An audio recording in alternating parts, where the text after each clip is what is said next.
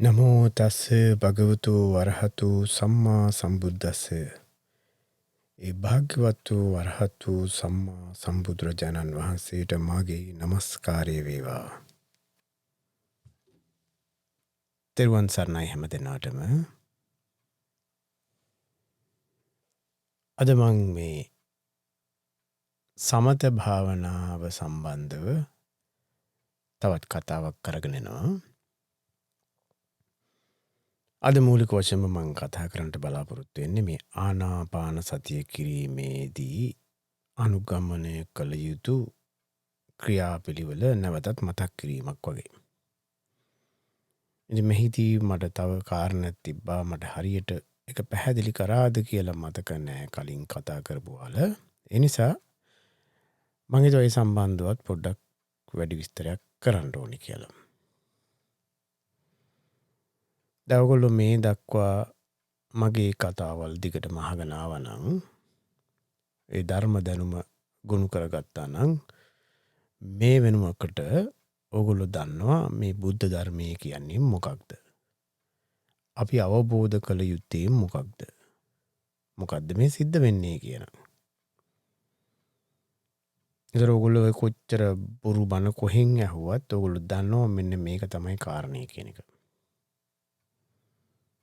මම බොරු බන කියලා කිව්වේ ගොඩක් බන අපි අහන දේවල් වල මේ මූලික හරය නැතුව තියෙන්නේ. ඒක තමයි බුදුහාමුදුරුවෝ කිව්වේ මේ රත්තරන් වගේ තිබ්බට මේක ඇතුලේ රත්තරන් නැහැ ගොඩක් කලාවට. අන්න ඒ වගේ දේවල්.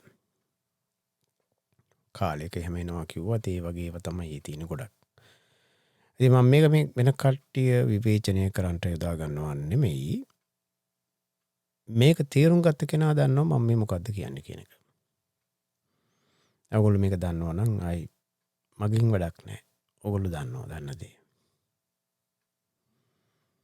ඒකට අමතරව ඔයගොල්ලෝ අනිවාර්යයෙන්ම මේ ධර්ම මාර්ගයේ යන්න කැමති නම් භාවනාව මේ වෙනකොට කරලා තියෙන්න ඕනේ පොඩ්ඩක් හරි කරමින් පවතින්න ඕනේ. ඔයගොල්ලෝ මේ භාවනාවට යොමුනේ නැත්තම් අර මං කියපු ධර්ම කරුණු දරාගත්තේ නැත්තම් ඔයගොල්ලන්ගේ කාලය හරිම අපරාදේ. ඒකෙන් ප්‍රයෝජනයක් ගත්තේ නෑ වෙනවා. හරිම අපරාධයක්. හරිද? හරි. දැන් මේ ආනාපාන සතිය ඊ타ත්ම වැදගත් බොහෝම වටිනා භාවනාවක්. මේ ආනාපාන සති භාවනාව කියන එක. මේ භාවනාවේ මූලික අරමුණ තමයි සතිය දියුණු කර ගැනීම. සතිය කියන්නේ මේ හිත මෙහෙවන්න පුළුවන් වූ විශේෂ ක්‍රමයක් ඒක. ඒක මතකය නෙමෙයි. අපි මේ සාමාන්‍ය ජීවිතයේ කියන සිහි කල්පනාවක් නෙමෙයි. මේ සතිය වැඩ කරන්නට හිත මෙහෙवला පුහුණු වෙන්න ඕනේ. ඒ වගේම ධර්ම ශ්‍රුතේ තියෙන්න ඕනේ. මේ දෙක එකතු වෙලා තමයි මේ සම්මා සතියට උපකාරී වෙන සතිය හදාගන්න පුළුවන් වෙන්නේ. ඔකට මම කලින් කිව්වා වගේ මතකයි මේ සතිය කියන එක විදිහකට ටෝච් එකක් වගේ, ෆ්ලෑෂ් ලයිට් එකක් වගේ. ඒක අපිට අවශ්‍ය කාරණේ දකින්ට මේ ෆ්ලෑෂ් ලයිට් එකේ එහෙම නැත්නම් ටෝච් එකේ එළිය බොහෝම තියුණු කරපුවාම හොඳට ගැඹුර පේනවා. ඈත බලන්න පුළුවන්. ඔයගොල්ලෝ දන්නවනේ ටෝච් එක ඈත වදිනකොට ඈත බලන්න පුළුවන් ඒකේ. ඒතර ඒකේ එළිය විසිරිලා නැහැ. කන්සන්ට්‍රේට් කරලා එක තැනකට තිතකට ගත්තාම ඒක ඈත බලන්න පුළුවන්. ඒ වගේ දෙයක් තමයි මේ සතිය දියුණු වුණාම අපි මේ විසිරුණු මනස අපිට ඕන තැනකට කොටු කරලා ගැඹුර බලන්න පුළුවන් හැකියාව දියුණු වෙනවා එකකින්. ඒකයි මේ ධ්‍යාන දියුණු කරගත්ත කට්ටියට ගැඹුර බලන්න පුළුවන් කියන්නේ. මේ සතිය දියුණු වෙලා උපරිම මට්ටමකට එනකොට තමයි මේ ධ්‍යාන අපිට ඇති වෙන්නේ. තේරෙනවද? ඔයගොල්ලෝ මේ වෙනකොට ඒක දැනගෙන තියෙන්න ඕනේ. ධ්‍යාන කියන්නේ මේ භාවනාවේ උපරිම තැන් වලට යනකොට. ඒ වල තියෙන ධ්‍යාන වල ඉහළ ස්ටේජස්. right. ඉතින් ඒක එහෙම තියෙද්දී දැන් මට අද ඌමනා වුණේ මේ ගොඩක් කට්ටිය මම දන්නවා තාමත් මේ ආනාපාන සති භාවනාව ගැන බොහොම කරදර වෙනවා, හරි අමාරු වෙනවා ඒගොල්ලන්ට මේ මං කියන විදියට කරා ගන්නට. ඔයගොල්ලන්ට කලින් කිව්වා වගේ මෛත්‍රී භාවනාව කරන්නේ නැතුව තමන් අර සමාව දීම, සමාව ගැනීම එවැනි දේවල් කරන්නේ නැතුව මේ ආනාපාන සති භාවනාවට ඇහිල්ලා හිත සංසුන් කරගෙන භාවනා කරන්නට බෑ. මම ඔයගොල්ලන්ට කිව්වා මේ ඇයි මේ සමාව දීම, සමාව ගැනීම එක්ක තමන්ටත් සමාව දීමේ අතරේ ඒ ඔක්කොම කරන්න ඕනේ ඇයි කියන එක. ඔයගොල්ලෝ දන්නවා මේ අපේ ඇතුලේ අපි නොදන්නවා වුණාට අතීතයේ ඉඳන් අපි ගෙනාපු අපේ කෝන්තර, තරහ මරහ, ලෝභ, ද්වේෂ, මෝහ ආදී දේවල් වලින් සැකසුණු නරක සිතුවිලි තියෙනවා. මේවා හරියට මේ අලු යට තියෙන ගින පුපුරු වගේ. බැලූ බැල්මට පේන්නේ නැහැ. හැබැයි කවුරු හරි ඒක ඇතුළට අත දාලා බැලුවොත් පිච්චෙනවා. ඒ වගේ මේ අතීතයේ ඉඳන් මිනිස්සුත් එක්ක හරි සත්තුත් එක්ක හරි කොහේ හරි කාත් එක්ක හරි ඇති කරගත්තා වූ යම් කිසි කෝන්තර ගනුදෙනු ඕවවල රෙසිඩියු, ඒ කියන්නේ ඒවල මේ කොටස් තියෙනවා ඇතුලේ. ඒවා නිවෙනකන් ඔයගොල්ලන්ට හිත සංසුන් කරගන්න බෑ ආනාපාන සති භාවනාවට. දැන් උදාහරණයක් වශයෙන් බලන්න ඔයගොල්ලෝ පරණ තමන්ට අරියාදු කරපු සතෙක් හරි මිනිස්සෙක් හරි දැක්කොත් කොච්චර සංසුන්ව හිටියත් ඒ කෙනා හරි සතා හරි දැක්ක ගමන් හිත කලබලනවටක් ගාලා. මොකද අර පරණ මතකය අවදි වෙන්න බලාගෙන ඉන්නවා. ඒතර ඒකත් එක්ක අර බාහිරින් ආපු තොරතුරත් එක්ක ඒ මතකය ප්‍රතික්‍රියා කරනවා. ඔගොල්ලෝ දැකලා ඇති මේ සමහර සත්තු ඉන්නවා මේ නිදිය ගන්න ගියාම බොහොම කල්පනාවෙන් ඉන්නේ. දැන් මට උදාහරණයක් හරියට ගන්න පුළුවන් මේ අපේ පූසාව. අපි පූසා ගෙදර ඉන්නකොට බොහොම සතුටෙන් බය හැක නැතුව අතපය දිගාරන කකුල් එහෙට මෙහෙට විසි කරගෙන එයාට ඕන විදිහට නිදිය ගන්නවා. එයා බොහොම සතුටින් ඉන්නවා, කිසි ප්‍රශ්නයක් නැහැ. අපි මොන සද්ද කරත් එයාට ප්‍රශ්නයක් නැහැ. එයා හොඳට නිදිය ගන්නවා. හැබැයි ඉඳලා හිටලා මෙයා එළියට ගිහිල්ලා ඔය අහල පහල ඉන්න අනිත් පූසොත් එක්ක ප්‍රශ්න ඇති කරගන්නවා. ප්‍රශ්න ඇති කරගෙන ගෙදරට ආවන් පස්සේ ටික දවසක් යනකොට එයා නිදිය ගන්නෙත් බයෙන්. එක පාට ගැස්සිලා බලනවා. අපි මොනවා හරි පොඩි සද්දයක් කරත් එයා කලබල වෙලා නැගිටිනවා. හැමතිස්සෙම විපරමින් ඉන්නේ. එයාට අර සැහැල්ලුවෙන් සනීපෙන් නිදිය ගන්නට බෑ. ඒතර එයා නිදිය ගන්නේ තමුතු විදියකට. ගුලි ගහිලා නිකන් බලන්න, දුවන්න, පනින්න ලෑස්ති වෙලා. මේ වගේ තමයි අපේ හිතත්. දැන් මේ සතාට ටික දවසක් යනවා ඒ ගතියෙන් මිදෙන්න. අපිට මේ අපි ඇතුලේ තියෙන සිතුවිලි ඊටත් වැඩිය බොහෝ කල් පවතිනවා. ඒ නිසා මෙන්න මේ සියලුම ප්‍රශ්න කෝන්තර අපි හිතුවට අපි තුල නැහැ කියලා ඒ ප්‍රශ්න කෝන්තරම හේතුවක් වෙනවා මේ භාවනාවට ගිහිල්ලා හිත සංසුන් කරගෙන ඒ හුස්ම තුලට ගිලෙන්න. විශේෂයෙන්ම මේ ධ්‍යානයක් ලබන්නට කිට්ටු වෙනකොට අපිට අවශ්‍ය වෙනවා අපේ බාහිර ලෝකයේ සියලු දේ අමතක කරලා අපේ හිත අර මොහොන ඉස්සරහා දැනෙන හුස්ම ඇතුළට ගිලෙන්න. මුළු ශරීරයෙන්ම ඒ හුස්ම තුල ගිලෙන්න ඕනේ. ඒක තමයි බුදුහාමුදුරුවන්ගේ සූත්‍රවල තියෙන සබ්බකාය පටිසංවේදී කියලා. මුළු ශරීරයම අර ආනාපාන සතිය තුල ගිලෙන්න ඕනේ හිතෙන්. ඒ කියන්නේ බාහිර ලෝකේ තමන්ගේ අතපය කකුල් ආදී හැම දෙයක්ම අමතක කරලා දාන්න ඕනේ. දැන් එහෙම කරන්ට නම් අපිට අර විශ්වාසය තියෙන්න ඕනේ අපිට අනතුරක් වෙන්නේ නෑ කියන එක. දැන් පූසට තියෙනවා වගේ. දැන් පූසා ගෙදර සංසුන්ව ඉන්න දවස්වලට හොඳට නිදියනවා කකුල් දිග ඇරගෙන ඕන පැත්තට හැරි. ගොරෝනවත් එක්ක. හැබැයි අපි කොච්චර සද්ද කරත් එයා නැගිටින්නේ නෑ. මොකද එයා දන්නවා එයා ආරක්ෂා සහිතයි. එයාට බය වෙන්න දෙයක් නෑ කියලා. ඒ වගේ අපි අපිව හදා ගන්න ඕනේ. අපි තුල තියෙන ඒ පරණ කෝන්තර කරදර අපිට බාධා කරනකම් අපිට ඒ වගේ සැනසීලා නිදියන්ට බෑ. අර පූසා එළියට ගිහිලා රණ්ඩු වෙලා ආපු දවස්වල වගේ. තේරුණාද? ඉතින් මේක අපි නොකියුවට අපි හැමෝටම තියෙන පොදු ප්‍රශ්නයක්. දැන් ඔයාලට කියන්න පුළුවන් මේ අපිට එහෙම කෝන්තර නැහැ කියලා. එහෙම කියන්න එපා. ඔය නැහැ කිව්වට අපි පුද්ගලික කෝන්තර නෙමෙයි අපි වෙන අයත් එක්ක වෙන පුද්ගලයෝ ඇති කරගන්නා වූ ප්‍රශ්නත් ඒකට බලපානවා. දේශපාලනික ප්‍රශ්නද, ආගම් සම්බන්ධව ප්‍රශ්නද, ජාතිය සම්බන්ධව ප්‍රශ්නද මේ ඔක්කොම මේකට අදාළයි. මේ හැම ප්‍රශ්නයක්ම. දැන් පූසට නිදිය ගන්නටයි මේ ප්‍රශ්නේ බලපාන්නේ. මේ භාවනා කරනවා කියන්නේ ඊට වැඩිය බොහොම ගැඹුරු ගැඹීර දෙයක්. මේක කරන්ට අපේ අභ්‍යන්තරේ පිරිසුදු වෙලා තියෙන්න ඕනේ.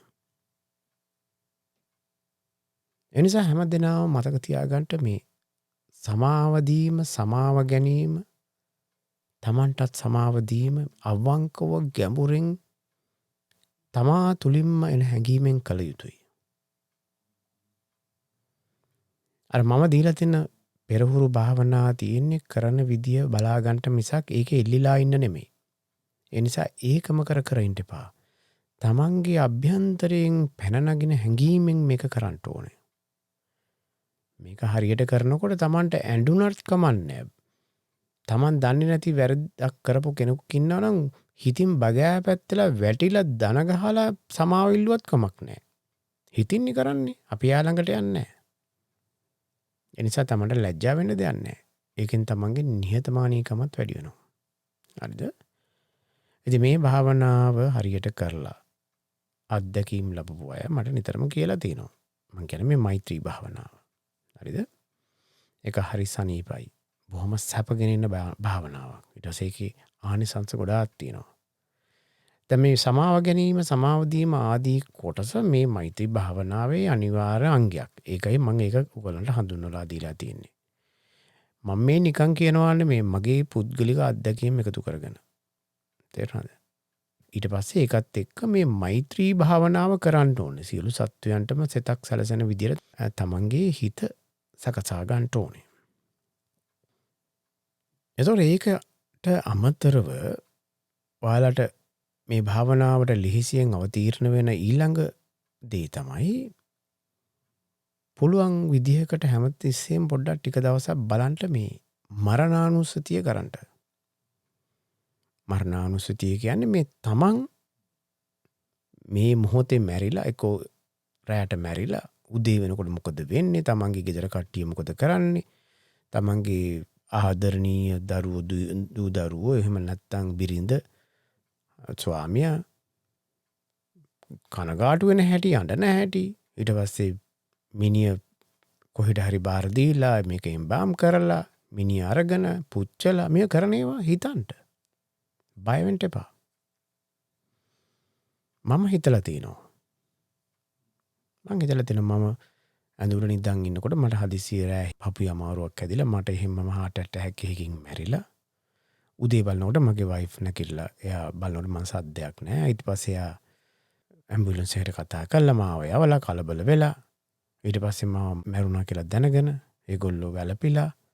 ඊට පස්සේ මගේ මිනිහ අරගෙන ඊට පස්සේ මාව පුච්චපු හැටි. ඒගොල්ලෝ තනියෙන් ඉන්න හැටි. දාන දෙන හැටි. මේ ඔක්කොම හොඳට විස්තරයතු හිතලා බලන්න. තමන් ගැන අනිත් අය ගැන නෙමෙයි. මේ තමන් ගැන. මේක තමයි මරණානුස්සතිය. අවංකවම හිතන්න ඕනේ. අපි මැරෙන්න පුළුවන් විදි තියෙනවා අපේ තරාතිරම ඕනේ නැහැ. පාරේ ගිහිල්ලා හැප්පිලා මැරෙන්න පුළුවන්. කෝච්චුවලට නගින්න ගිහිල්ලා වැටලා අස්සට වැටලා මැරෙන්න පුළුවන්. එක්කෝ මේ හදිසි හෘදයාබාධයක්, එක්කෝ දන්නේ නැතුවම පිළිකාවක් ඇඟේ තිබිලා එකපාරට දැනගෙන මාස 6ක් ඇතුළත මැරෙනවා.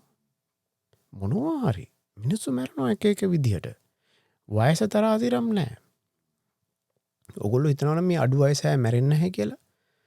ඔයා ඉන්ටර්නෙට් එක සර්ච් කරලා බලන්න දවසකට කොයිතරම් කොයි ලක්ෂ ගාණක් මැරෙනවද කියලා ලෝකෙ පුරා තරුණ කට්ටිය. හැමෝම මැරෙනවා. ඉතින් මේ මරණානුස්සතිය කරන්න අවංකවම කරන්න බය වෙන්න එපා. ඔයාලට මේ ගමන යන්න ඕන නම් මේ වැඩේ කරගන්න ඕන නම් ඒක කරන්න. ඊට පස්සේ ඔයාලට පුළුවන් නම් මේ ඔටොප්සි වීඩියෝ එකක් බලන්න. එකක් නෙමෙයි දෙක තුනක් බලන්න. ඒ කියන්නේ අර මිනි කපන වීඩියෝ තියෙන්නේ. ඇඟ කපලා ඇතුලේ බඩවැල් බොකු එළියට ඇදලා ගන්න හැටි. තෙල් තට්ටු තියෙන හැටි. ඒ වගේ දේවල්. මේ ඔක්කොම බලන්න. මේ වගේ තමයි තමන්ගේ ඇඟත්. තමන්ට අවබෝධයෙන් කලකිරෙන්න ඕනේ. අවබෝධයෙන් කලකිරන ඒ වගේ ඒවා දකිනකොට අපි මේ සාමාන්‍ය ජීවිතයේදී මේ ලෝකයේ තියෙන යථාර්ථය හංගලා මේ බොරු මායාවෙන් අපේ හිත රවට්ටගෙන ඉන්නේ. ඉතින් මේ ධර්මයේ දකින්න අවශ්‍ය කෙනාට මේ මායාවෙන් එළියට එන්න ඕනේ. එළියට ඇහිලා යථාර්ථය බලන්න ඕනේ. ඉතින් යථාර්ථය බලන්න මේ භාවනාවල් කරන්න ඕනේ. ඉතින් ඔය කිව්ව භාවනාවල් සාර්ථකව කළොත් ඔයාලට ආනාපාන සති භාවනාවට ඉක්මනට ගොඩ වෙලා ඉක්මනින් තමන්ගේ සතිය දියුණු කරගෙන ධ්‍යාන දක්වා යන්නේක එච්චර අමාරු කාර්යයක් නෙමෙයි. දැන් ගොඩක් දෙනෙකුට තියෙන්නේ මේක කරගන්න බෑ අර මුල් භාවනාව ටික හරියට කරන්නේ නැහැ. හිතට එකඟව කරන්නේ නැහැ. ඒක කෙරෙන්නේ නැත්නම් ඒක මොකක් හරි එතන තමන්ගේ ප්‍රශ්නයක් තියෙනවා තමන් නොකරන එක. ඉතින් ඒක ගැන පොඩ්ඩක් හිත යොමු කරන්න. දැන් මම පූසා ගැන කියනකොට මේ පූසා මගේ කම්පියුටර් එකේ ඉස්සරහා ගොරෝ නිදි.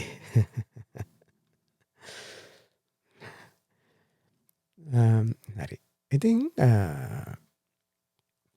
ඒක එහෙමයි. ඉතින් ඒවා ඔගොල්ලෝ හරියට කළා කියලා මම විශ්වාස කරනවා. අනිත් එක තව කාරණයක් තමයි මේ භාවනා සම්බන්ධව උපදෙස් ගන්නකොට මේ භාවනාවල් කරලා ධ්‍යාන ලැබපු කට්ටියගේ උපදෙස් ගන්න. මම දන්නවා ඒක අමාරුයි.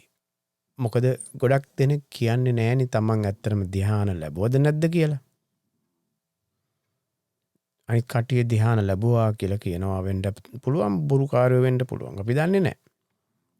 ඒක හරි අමාරුයි ජජ් කරන්න. තේරුණාද?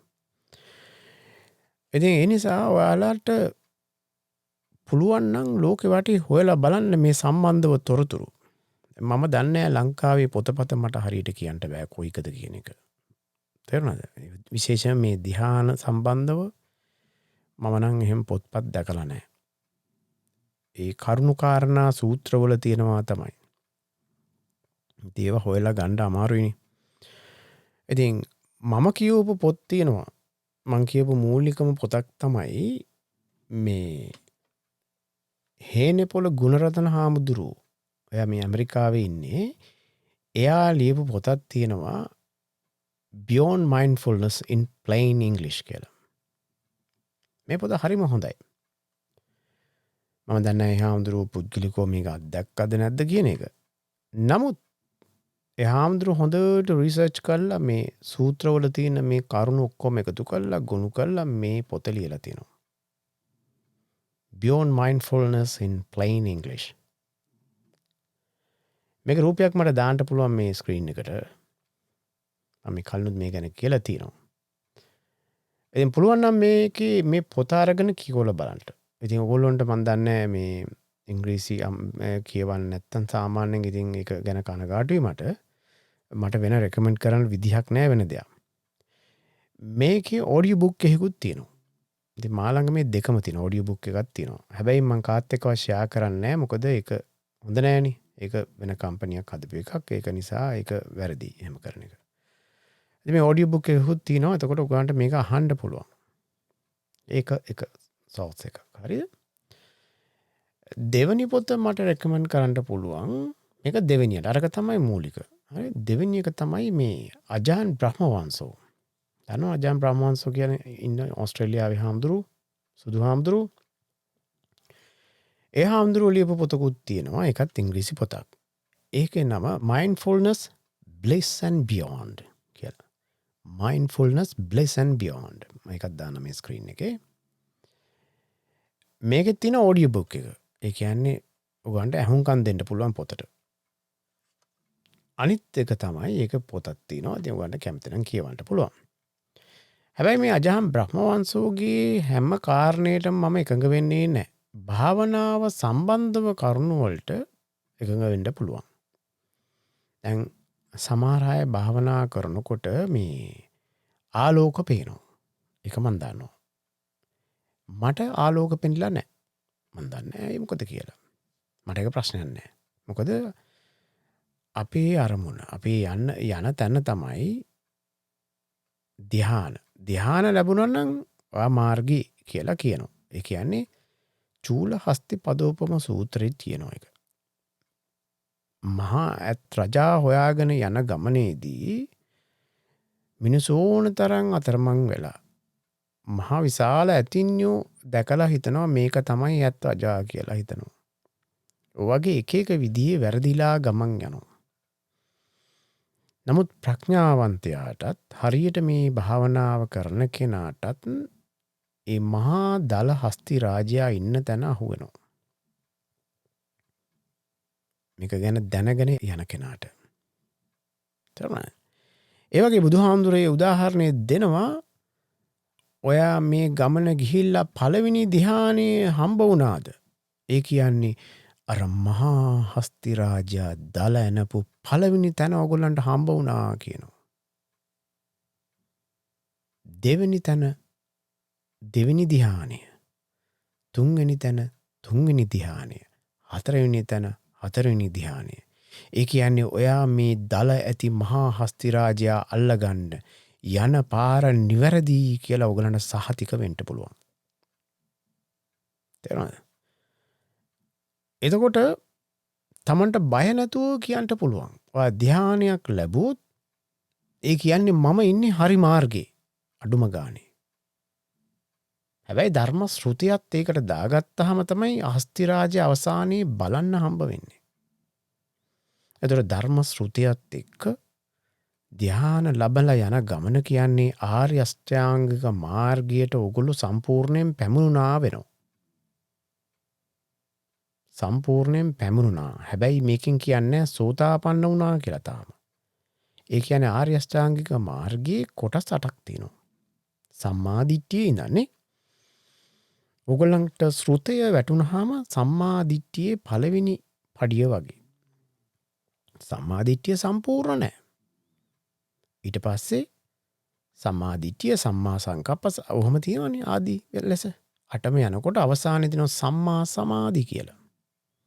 සම්මා සමාධි කියන්නේ ධ්‍යාන.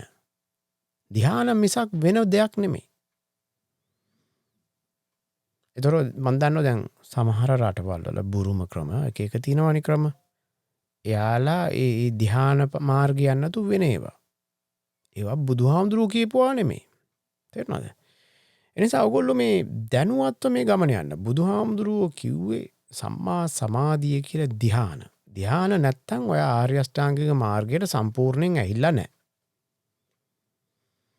ඒ මාර්ගයට හරියට ගියා වෙන්නේ ඒ ධ්‍යානයත් සම්පූර්ණ වුණාම. ධ්‍යාන 1 2 3 4 ඔහොම යන්න පුළුවන්. නමුත් බුදුහාමුදුරුවෝ කියන්නේ 4ට යන්න.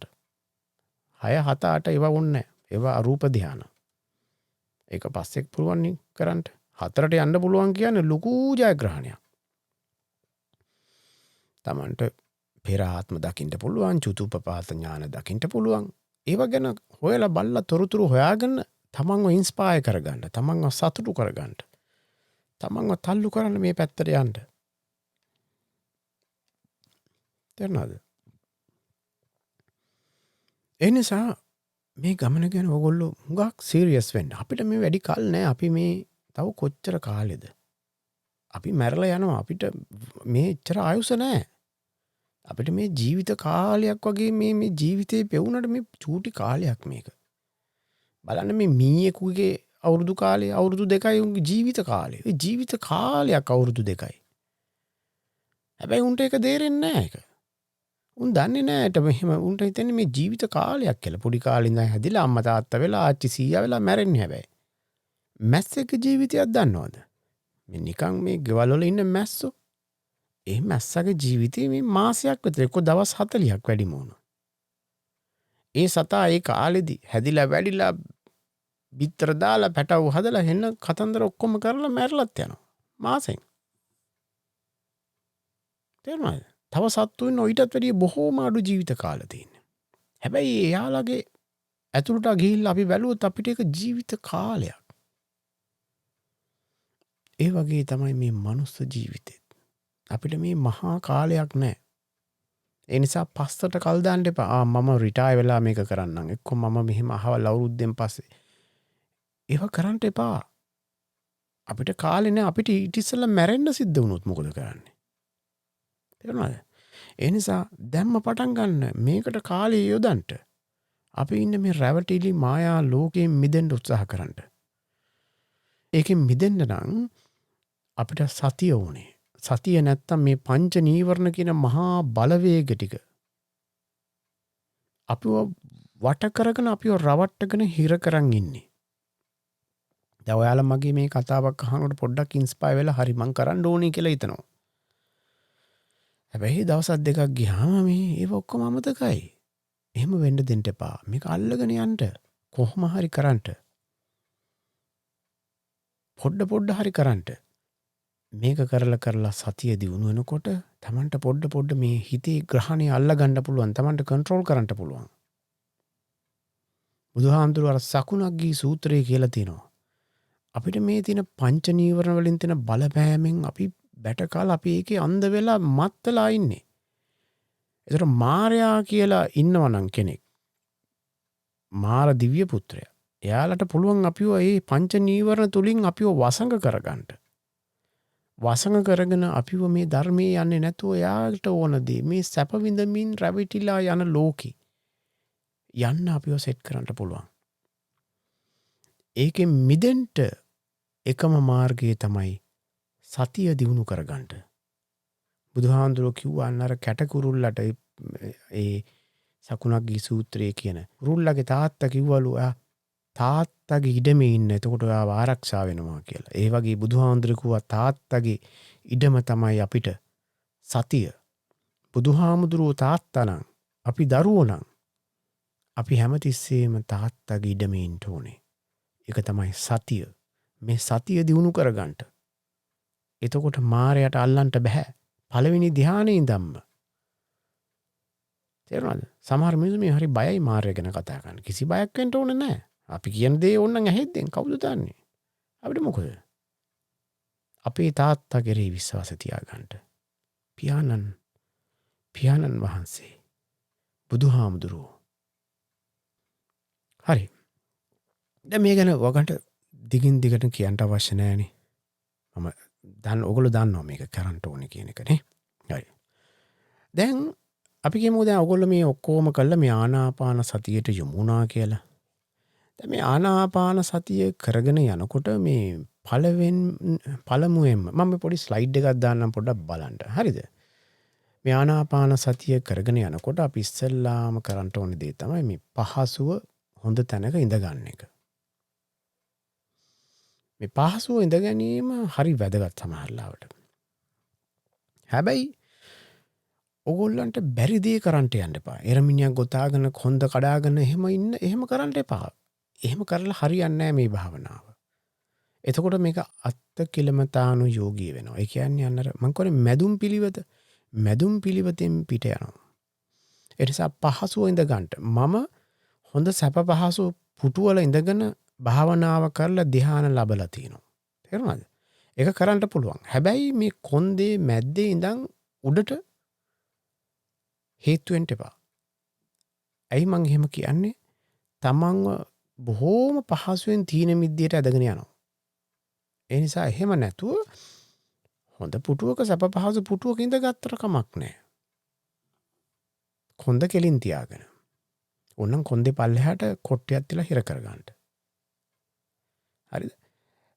නැත්තම් සෝෆා එකක වුණත් කමන්නේ. දිග ඔය තියෙන සැටියක දාලා ඉඳගෙන කකුල් දෙක උඩට අරගෙන නවාගෙන ඒක පැත්තට හීත් වෙලා හොඳට ඉන්න පුළුවන්. ඕන්නම් එක අතක් මේ අර ඇන්දර තියාගෙන හරි කමන්නේ බැලන්ස් වෙලා ඉන්න. මම දන්න එක එක ඔය හාමුදුරුවෝ එක එක දේවල් කියනවා. හරිද? ඔයගොල්ලන්ට කැමති නම් ඒවා විශ්වාස කරගෙන එහෙම කරන්න. හැබැයි මම අත්දැකලා තියෙනවා මං මේ ඇත්ත කියන්නේ. ඇත්තම ඇත්ත කියන්නේ. මම ධ්‍යාන ලැබලා තියෙනවා. පළවෙනි ධ්‍යානෙන් ඔබට ගිහිල්ලා තියෙනවා කිසිම කරදරයක් නැතුව. සැප පහසු පුටුවල ඉඳගෙන හැබැයි හේතු වෙන්නේ නැතුව කොන්ද කෙලින් තියාගෙන. ඉතින් ඉඳ ගන්න එක හරි පහසු විදියට කරන්න. කකුල් රිදෙනවා නම් අර පොඩි ළමයිගේ පුටු තියෙන්නේ අර බාලාන්සේ මේ පුටුවක් හොයාගන්න. ඒව ගන්න තියෙනවා. භාවනා කරන පුටු තියෙනවා. හරි ලේසියෙන් ගන්න පුළුවන්. හදා ගන්නත් පුළුවන්. ඊට පස්සේ අපි ඒක කියමු මම ඔක ගැන වැඩි කතා කරන්නේ නැහැ. මොකද ඒක තේරුම් නැහැ. ඔයගොල්ලන්ට common sense නේ ඔයගොල්ලන්ට හිතා ගන්න පුළුවන් ඉඳ ගන්න එක. හරි? තමන්ගේ කයට වද දීලා ඉඳ ගන්න එපා. ඒකෙන් වාගේ භාවනාව දියුණු වෙන්නේ නැහැ. හරි? ඒක සත්තයි. මම දන්නවා ඒක. ඊට පස්සේ අපි කියමු ඒක කරගත්තා කියලා. ඊට පස්සේ දැන් ඔයගොල්ලෝ ඉස්සල්ලාම කරන්න ඕනේ තමන්ගේ හිත මුහුණ ඉදිරියට ගේන්න ඕනේ. දැන් මේක මන් දන්නේ ගොඩාක් දෙනකොට මේක තේරෙන්නේ නැහැ. මටම පුදුමයි අයිය ඒක තේරෙන්නේ නැත්තේ කියලා. ඉතින් මන් දොස් කියනවා නෙමෙයි නමුත් මගේ දකින විදියට ඒක මේ හරිම සරල දෙයක්. තමන්ගේ මූණ ඉස්සරහා බලන් ඉන්න. මේ සමහරව හිතනවා මං එළියට ගිහිල්ලා එළියෙන් මගේ මූණ දිහා. එහෙම එකක් නෙමෙයි. එහෙම එකක් නෙමෙයි. මේ තමන්ගේ ඇස් දෙක ඉස්සරහෙන් ඔයා අපි කියමු වගේ මූණ ඉස්සරහා කම්පියුටර් එකක් තියෙනවා. කම්පියුටරේ දිහා බලන් ඉන්නේ. කම්පියුටර් ස්ක්‍රීන් එක දිහා. ඒ වගේ බලන් ඉන්න. හරිද? මේක වැඩි කොම්ප්ලිකේට් කරගන්න එපා. තමන්ගේ ඇස් දෙක ඇතුලේ ඉඳගෙන එළිය බලන්න. මේ කම්පියුටර් ස්ක්‍රීන් එක දිහා බලන් ඉන්නවා වගේ. හරිද? එහෙම බලාගෙන ඉන්න ගමන් ඇස් දෙක වහගන්න. මොකද ඇස් දෙක වහගන්නේ වෙන වෙන දේවල් වලට හිත යන නිසා. මොකද ඇස් දෙක තමයි මූලික වශයෙන්ම අපිව වෙන තැන් වලට ඇදගෙන යන එක හේතුව. දැන් ඇයි මම මේ මූණ ඉස්සරහා බලාගෙන ඉන්න කියන්නේ? දැන් මේකට විශේෂ හේතුවක් තියෙනවා. බුදුහාමුදුරුත් කියනවා පරිමුඛං සති උපට්ඨපෙත්වා කියලා කියන්නේ ඒකයි. මූණ ඉස්සරහා පරිමුඛය කියන්නේ ඉස්සරහා කියන එකනේ. තේරුණාද? මම දන්නේ කට ඉස්සරහා කියනවද කියලා. නමුත් එහෙමයි. දැන් මගේ අත්දැකීමෙන් මම දන්න දේ තමයි ඔයා වෙන තැන්වල හිත පිහිටෙව්වහම වෙන්නේ මේ හිත දුවන්න පුළුවන් ඉඩකඩ. ඒ කියන්නේ වෙන ඒවලට ඩිස්ට්‍රැක්ට් වෙලා ඇදගෙන යන්න පුළුවන් විදිහ බොහොම වැඩි.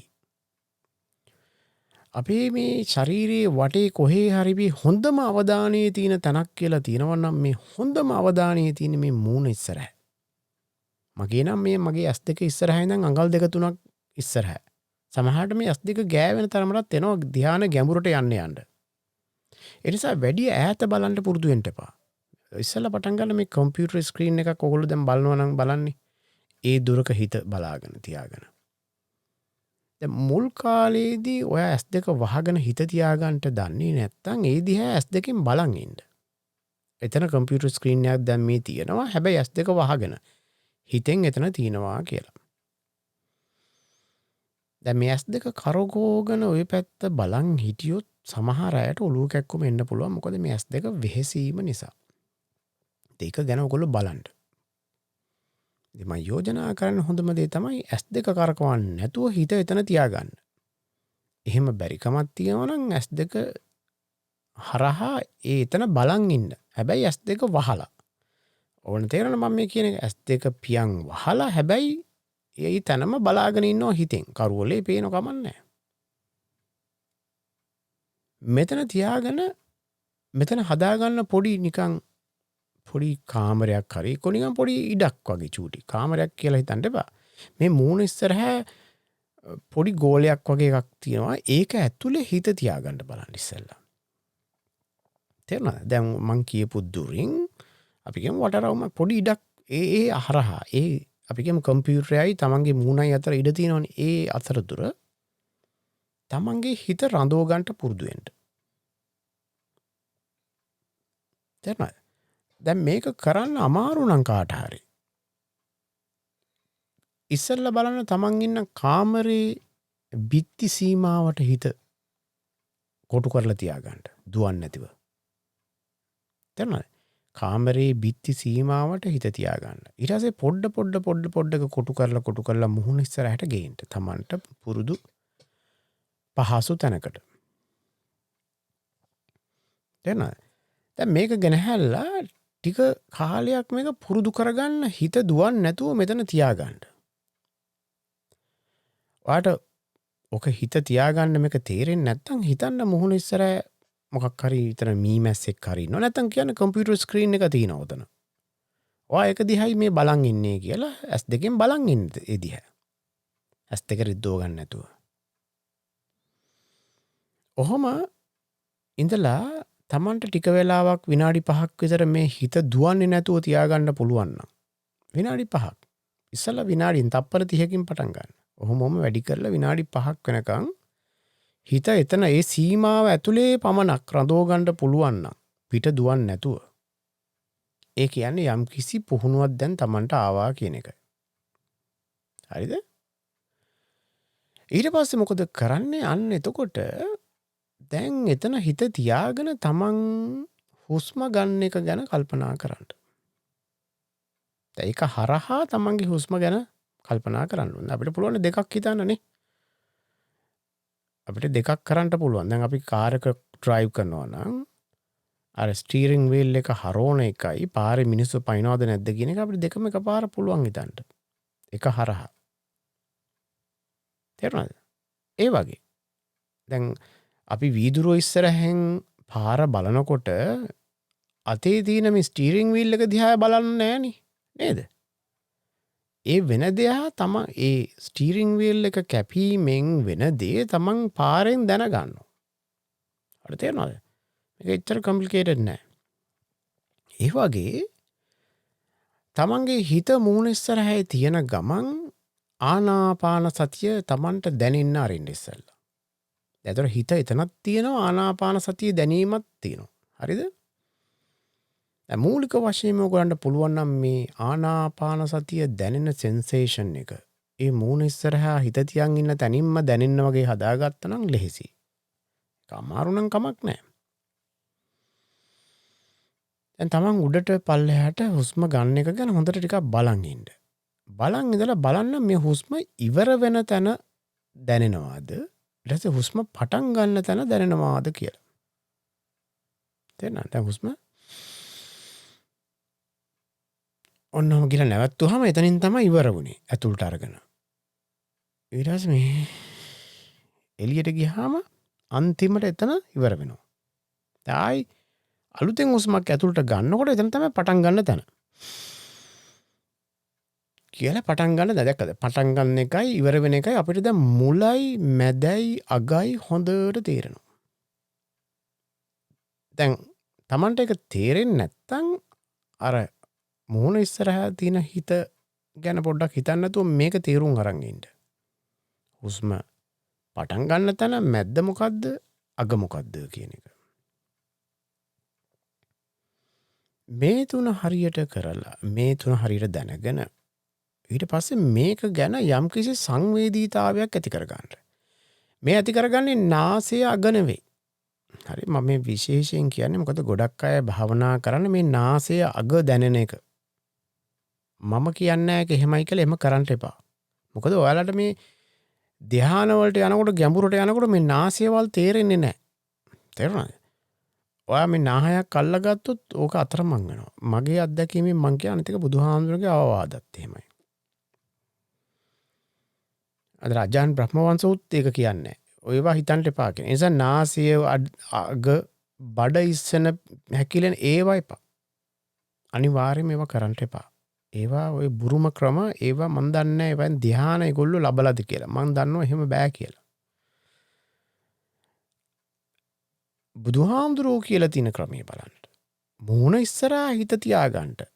පරිමුඛං සති උපට්ඨපෙත්වා කියනවා. නේද? එහෙම කියලා තියද්දි අපි ඒක අතහැරලා වෙන මොනවද කරන්නේ? නාසය අග කියලා එකක් කියලා නෑනේ බුදුහාමුදුරුවෝ. නේද?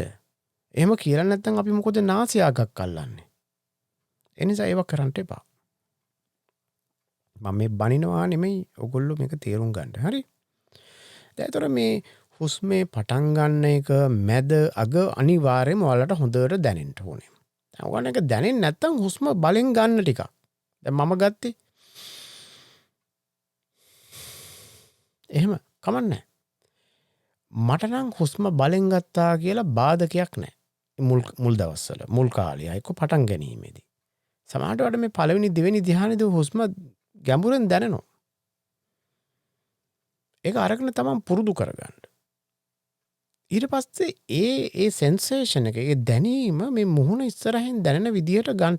තමන් මුහුණ ඉස්සරහා හිත තියාගෙන ඒ දැනීම අත්විඳින්න. හුස්මේ මුල මැද අග. එතකොට ඔයගොල්ලන්ට පුළුවන් වෙන්න ඕනේ මෙන්න හුස්මේ මුල මෙන්න හුස්මේ මැද මෙන්න හුස්මේ අග කියලා මේ හොඳට මොකක්ද දැනෙනවා. තේරුණාද?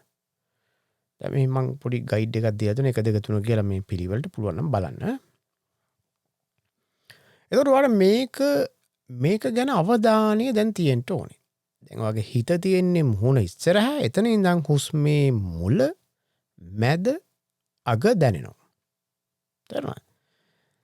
දැන් ඊළඟ චැලෙන්ජ් එක තමයි මෙන්න මේ හුස්මේ මුල මැද අග කියන එක අකණ්ඩව හුස්ම 10ක් 15ක් 20ක් 50ක් 100ක් ඔය වගේ යනකම් එක දිගට තියෙන්න ඕනේ පිට නොදුවා.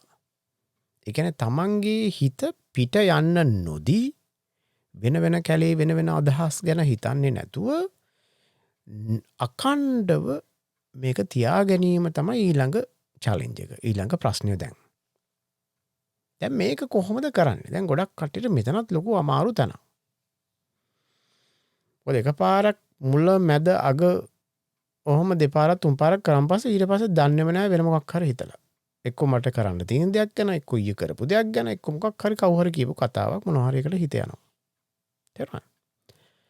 මෙන්න මේ ගතිය නවත්වන්න තමයි තායිලන්තයේ භාවනා කරන කට්ටිය මන්ත්‍ර පාවිච්චි කරනවා. ඒකට කියනවා මන් දන්නේ එක මන්ත්‍ර කියන්නේ ඒකම දේ රිපීට් කරන එක. දැන් එකක් තමයි ඒගොල්ලෝ පාවිච්චි කරන එක බූදෝ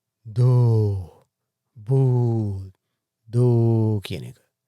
මේ බූද් කියන්නේ හුස්ම උඩට ගන්නකොට සම්පූර්ණ. දෝ කියන්නේ හුස්ම යවනකොට. දැන් Tamanට ඕන නම් කටින් මේක කියන්න පුළුවන්. බූදෝ හුස්ම ඇතුළට එනකොට බූද් කියනවා. හුස්ම පිට කරනකොට දෝ කියනවා. ඔක හිමි මුමුණු කියන්න පුළුවන්. ඒක කිරීමෙන් කරන්නේ දැන් අපි එක ආයතනයක් වෙනුවට මේ ආයතන දෙකක් පාවිච්චි කරගන්නවා මේ හිත රඳව ගන්න. දැන් අපි නිකන් හිතේ පෙනීම හරි ඇඟේ තියෙන සෙන්සේෂන් එක හරි නෙමෙයි ඊට අමතරව සද්දෙත් යොදා ගන්නවා. ඒතකොට අපිට මොකද වෙන්නේ? මේ සද්දේ නිසා බූ කියනකොට මං එහෙනම් හුස්ම ගන්නකොට හිත තියාගන්න ඕනේ එතන කියන එක එනවා. දෝ කියනකොට පිට කරනවා. මේ වගේ මේක පුරුදු වෙන්න පුළුවන්. එතකොට ඒකම තමයි ඔය හින්දු කට්ටිය ඕම් කියලා වචනයක් හදාගන්න තින්නේ. ඕම් කියලා. මම දන්නේ ඒක කොයි විදිහටද කොයිද ඕ කියන එකයි ඕම් කියන එකයිද මම දන්නේ නැහැ. කොහොම හරි ඒගොල්ලොත් ඒ විදිහට. කරනවා. තවත් ක්‍රමයක් තමයි ගණන් කිරීම. තව ගන්න පුළුවන් හුස්ම ඉහළට එනකොට 1යි කියන්න. හුස්ම පල්ලෙහාට යනකොට 2යි කියන්න. ආයි හුස්ම ඉහළට ගන්නකොට 1යි 2යි. ඔය වගේ පුළුවන්. එක්කෝ 1යි 2යි 3යි කියලා ඔහම Tamanට කැමති විදිහකට ඔය එක එක කට්ටිය කරන එක එක විදිහට. ඒක කමක් නැහැ ඒ ගණන් කරන එක වුණත්. හැබැයි මුල් කාලේ පමණයි. ඕවා කරමින් ධ්‍යාන වලට යන්න බෑ. මොකද ධ්‍යාන වලට ගියාම හිත නොසලෙන එකක්. ඔය සද්ද බද්ද දදා යන්න බෑ. මේක Tamanට පුරුදු වෙනකන් විතරයි. තේරුණාද? එනිසා ඉස්සෙල්ලා බලන්න මේ මොනවද නැතුව කරන්න පුළුවන්ද කියලා. එහෙම බැරි නම් ගණන් කිරීම හරි අර බුද්ධෝ කියන එක හරි කරන්න. එහෙම පුරුදුනම් පස්සේ දැන් එක දිගට මේක නොකැඩී වාට 100ක් විතර කරන්න පුළුවන් නම් හිත නොයා දුවන්නේ නැතුව මේක නම් මං ඇහුවේ මේ අජාන් බ්‍රහ්මවංශගේ පොතෙන් මේ යාගේ ඒ කතාවෙන් මං ඊට ඉස්සෙල්ලා මට අවශ්‍ය විදියට මං ඒ ධ්‍යාන දියුණු කරන් තිබ්බ. නමුත් එයාගේ ක්‍රමය හොඳයි. ඒක එක දිගට 100ක් විතර කරන්න. මං දන්නවා ඒක අවශ්‍යයි. මොකද මටත් තිබ්බ දුර්වලකමක් තමයි හිත දුවන එක වැඩි එච්චර ගැන හිතුවේ නැහැ. නමුත් ඒක ඇත්ත කතාව. ඒ කියන්නේ එක දිගට අකණ්ඩව හුස්ම පටන් ගැනීම මැද්ද අවසානයේ ආපහු ඒක ගිහිල්ලා මැද්ද පටන් ගැනීම ඔහොම ගිහිල්ලා මේක 100ක් විතර එහාට මෙහාට යනකම් සෑහෙන වෙලාවක් ඔයගොල්ලෝ හිත තියාගන්න පුරුදු වෙන්න ඕනේ. දැන් මේක මුලදී හරිම ෆ්‍රස්ට්‍රේටින් නම් හරිම කරදරයක් නම් එකපාරට මේ ඔක්කොම 100ම කරන්න එපා. පොඩ්ඩක් පොඩි බ්‍රේක් එකක් ගන්න. පොඩි වෙලාවක් ගන්න නිදහසේ ඉඳලා ආපහු try කරන්න. 10 ගොඩවල් වලට ඉස්සෙල්ලා කරන්න. තේරෙනවද? 10 ගොඩවල් ඉවරනම් පස්සේ 15 ගොඩවල් වලට 20 ගොඩවල් ඔහොම කරන්න දිනු කරන්න. තේරුණාද? දැන් මේ අතරේ තමන්ගේ අතපය ඇඟ කොහේ හරි රිදෙනවා නම් හරි බහිර ගිහිලා ඉඳ ගන්න. හිතට ඇඟට වද දෙන්න එපා. එතකොට අත්ත කෙලමතාණු යෝගය වෙනවා. තේරෙනවද? දැන් ඔයගොල්ලෝ දන්නවනේ කාම සුකල්ලිකාණු යෝගය අත්ත කෙලමතාණු යෝගය. මේ දෙක තමයි අන්ත දෙක. මේ දෙකට යන්නේ නැතුව මැදුම් පිළිවෙතේ ඉන්න ඕනේ. ඕනට වැඩිය සැප විඳින්මින් වාට මේ ආනාපාන සතිය කරන්නට බෑ. ඕනට වැඩිය දුක් විඳින්මින් කරන්නටත් බෑ. ඒ නිසා තමන්ව බේර ගන්න ඕනේ. හිත සෆර් කරනවා නම් ඇඟ සෆර් කරනවා නම් මොනවා හරි එකකින් කරදර නම් ඒව විසඳගෙන ඉන්න ඕනේ. තේරුණාද? හරි. එතකොට මේ හුස්ම මුල මැද අග හොඳ සිහි කල්පනාවෙන් අකණ්ඩව නොකඩවා 100ක් විතර කරන්න බලන්න. තේරුණාද? දැන් මෙන්න මේ කාලේ හිත දියුණු කරගෙන කරන්න පුළුවන් වුණාම තමයි කට්ටියට මේ ආලෝක පේන්න පටන් ගන්නවා කියන්නේ. මම දැන් අජාන් බ්‍රහ්මවංශෝගේ කියන විදියට මම හිතන්නේ එහෙමයි. ඒ කියන්නේ මේ හිත දැන් මෙන්න මේක දියුණු වුණාම හිත සංසුන් වෙලා පුරුදු වෙනවා මේ පැටර්න් එකට. උස්ම ඉහළට යනවා පල්ලෙහාට යනවා. දැන් එයා මොකද කරන්නේ? එළියට දුවන්නේ නැතුව මෙතන සතුටෙන් ඉන්න බලනවා. තේරුණාද? ඔයගොල්ලෝ දන්නවා සමහරු ඉන්නවා දැන් ওই බල්ලෝ එහෙම ඉන්නවා දඟල ඉන්න බල්ලව අල්ලලා කූඩේකට දැම්මහම බුරනවා කෑ ගහනවා එළියට යන්නම. සමහර බල්ලෝ ඉන්නවා දැන් ඇතුලේ දාලා මු බුරලා අන්තිමට මොකද ඇති වෙලා අර කූඩුව ඇතුලේ සෙටල් වෙලා ඉන්නවා. කෑ ගහන්නේ නැහැ. තේරුණාද? ඔන්න ඔය වගේම තමයි මේ හිතටත් වෙන්නේ. දැන් හිතට යන්න දෙන්නේ නැහැ මේ කූඩුවේ දාලා ඉන්නේ ආනාපාන සතිය. ඉඳලා මෙයා දන්නවා මට ගිහිල්ලා වැඩකුත් නැහැ කියලා මෙයා මොකද ගන්න හිත හදා ගන්නවා. හිත හදා ගන්නවා ඇතුලේ මං ඉන්නවා කියලා ඊට පස්සේ ඇතුළට වෙලා සතුටෙන් ඉන්නවා. තේරුණාද? මේකයි කරගන්න ඕනේ. හිත මෙල්ල කරනවා කියන්නේ මේකයි. මම බුදුහාමුදුරු කියලා දෙන මේක මේ කැලේ ඉන්න සතෙක් වගේ. ගෙනහැල්ලා බැඳලා කරලා මෙල්ල කරන්න ඕනේ. ඒකම තමයි මේ කරන්නේ. අපි මොකද කරන්නේ? මේක මේ හිතේ අවධානයට මේ හුස්ම අහු කරගෙන ඒකට හිර කරගන්නවා. හිර කරගෙන දැන් මෙයාට යන්න බැරි නිසා මෙයා ඇතුලේ සෙටල් වෙනවා. ඊට පස්සේ මෙයා ඒකට සතුටෙන් පිළිගන්න ලැහැස්ති වෙනවා. ඊට පස්සේ මෙයා ඒක සතුටෙන් පිළිගන්නවා. මොකද්ද කවුද මේ හිත? දැන් මේක ඇතුලේ සතුටෙන් මෙයා ඊට පස්සේ ආනාපාන සතිය කරන බොහොම සතුටින් ඉහළට හුස්ම යනවා පහළට හුස්ම යනවා. දැන් ඔන්චිල්ලාවක් අර සතුටෙන් පැද ඉන්නවා වගේ මෙයා හුස්ම ඇතුලේ ඉන්නවා. කවුද? මේ හිත. දැන් මේ අවස්ථාවේදී අර මං කියවනේ මේ ආනාපාන සතියට ඉස්සෙල්ලා අර මෛත්‍රී භාවනාවල් ඒව කරන්න ඕනේ කියලා. ඒකේ ප්‍රයෝජන එනවා. දැන් හිත බය නැතුව යනවා ඇතුළට වෙලා ඉන්න බාහිරින් කවුරු හරි මට තට්ටු කරයි ගහයි ටොක්කක් කණී කියලා හිතෙන්නේ නැහැ.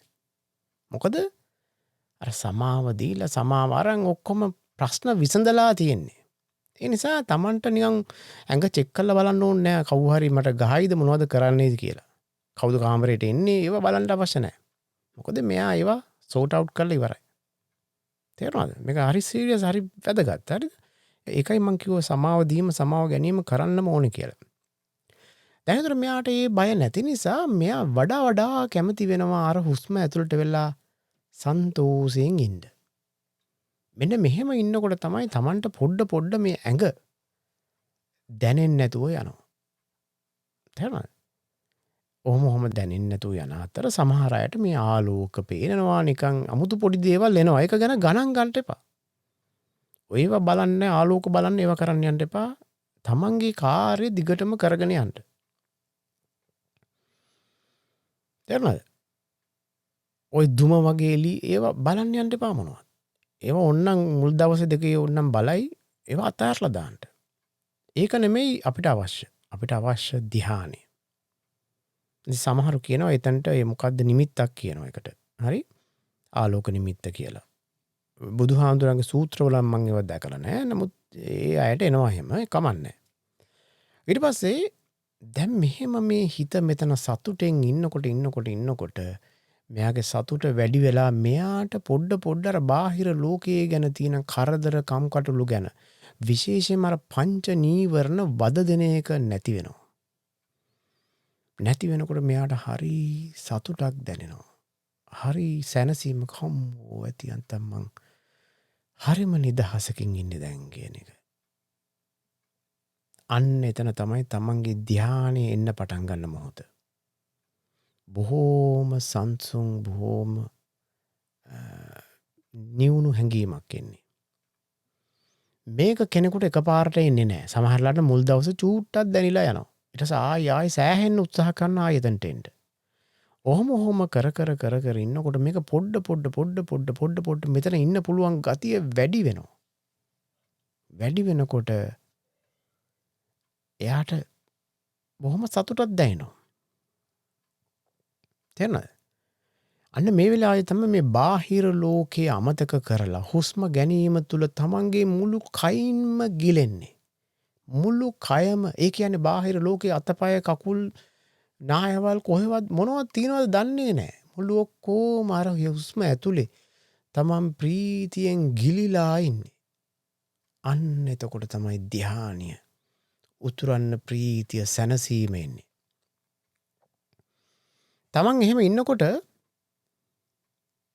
තමන්ට දැනෙන හොඳ ප්‍රීතියක් සතුටක්. මේ ප්‍රීතිය සතුට මුළු ඇඟ පුරාම පතුරව ගන්න. බොහොම සතුටින් තව තවත් ඇතුළට යන්න. ගිහිල්ලා බාහිර ලෝකෙට මොනවා වුණත් කමක් නැහැ කියලා මේ බබල් එකක් වගේ මේ හුස්ම ඇතුලේ ඒ සෙන්සේෂන් එක ඇතුලේ මුළු ඇඟින්ම මේක හිතෙන් ගිලෙන්නේ. හරිද? ඇඟම ගිලෙනවා වගේ දැනෙනවා. එහෙම ගිලිලා ඔයා ඉන්නකොට ඒක තමයි පළවෙනි ධ්‍යානය. ඒතර ඕනනම් ඔයාට ශනිකව හිතන්න පුළුවන්. දැන් මට විතක්ක ਵਿਚාර තියෙනවද? ඔව් මේ අදහස ගැන මේ ආනාපාන සතිය ගැන මට හිත ගැලවෙනවා වගේ දැනෙනවා. ඊට පස්සේ ප්‍රීතිය තියෙනවද? ඔව් මට ප්‍රීතිය තියෙනවා. අමුතු සතුටක් තියෙනවා කවදාවත් නැති. හැම දෙයක්ම මගේ සාර්ථකයි වගේ මං ලොටරි එකක් දින්න වගේ මං හරිම නිස්කලංකව සතුටින් ඉන්නේ හැම දෙයක්ම මට ලැබුණා වගේ ජීවිතේ බලාපොරොත්තු වෙන්න. යම්කිසි අමුතු ප්‍රීතියක් තියෙනවා. ඊට සැපයක් තියෙනවා නිස්කලංක බවක්. ඇඟ දැනෙන්නේ නැහැ මං හරි නිරෝගී වගේ දැනෙනවා. මුළු ඇඟම නිරෝගී ගතියක් දැනෙනවා. කවදාකවත් දැනෙලා නැති. ඒ කියන්නේ සුඛය. ඊට පස්සේ මගේ හිත නිතරම ආනාපාන සතියෙම දැන් එල්ලිලා තියෙන්නේ. අන්න ඒකාග්‍රතාවය. ওই ටික තියෙනවා නම් ඒ කියන්නේ විතක්ක විචාර ප්‍රීති සුඛ ඒකාග්‍රතාව. මේ ටික තියෙනවා කියන්නේ ඒ කියන්නේ ධ්‍යානෙ. ඔගොල්ලෝ ඉන්නේ පළවෙනි ධ්‍යානෙ. තේරුණාද? මේක හරි ලස්සන ගමනක්. හරිම වාසනාවන්ත ගමනක්. මේක ඔයගොල්ලන්ට කරගන්න පුළුවන් වුණොත් මේ ජීවිත කාලේ මැරෙන්න ඉස්සෙල්ලා ලොකු වාසනාවක්. මම දන්නේ බුදුහාමුදුරුවෝ කියන්නේ ඒක ලොකු දෙයක් මේක. තේරුණාද? ඔයගන්ටස් මෙතනින් දෙවෙනි ධ්‍යානෙට යන්න පුළුවන්. මම උගන්වන්නම් යන්න එතනට. මම දන්නවා ඒක හරිම ලස්සන තැනක්.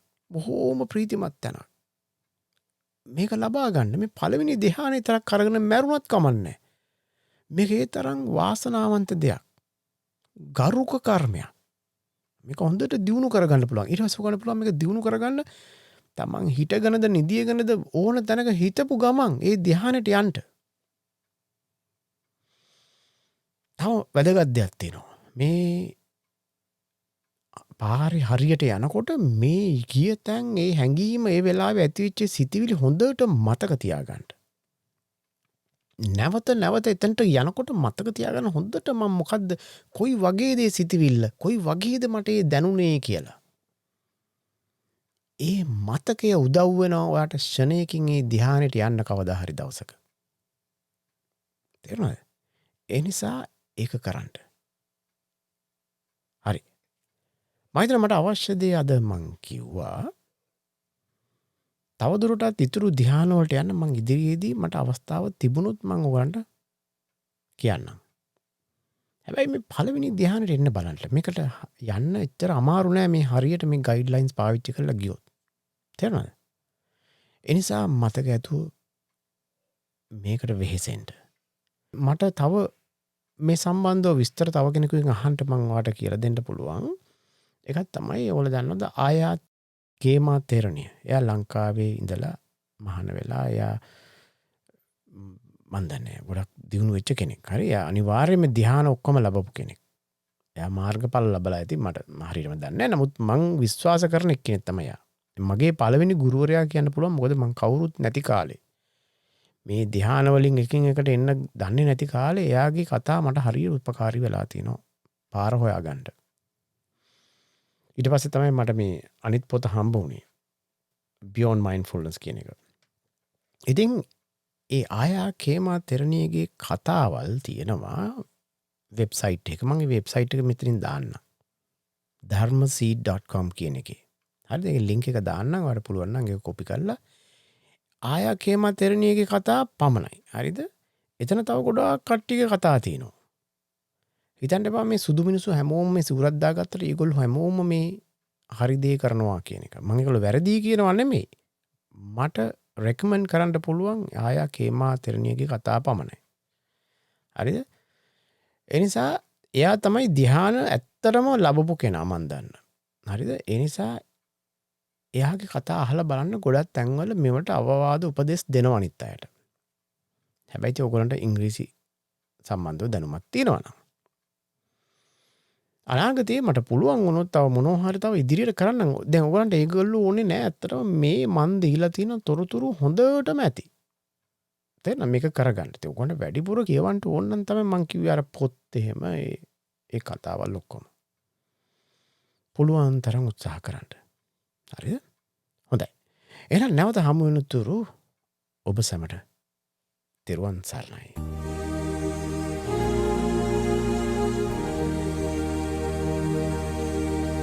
බුද්ධ ධර්මය අවබෝධ කරත්වා පංචශීලය සැවොම රකිත්වා කිසිවෙක් කිසිවෙකුට වෛර නොකරත්වා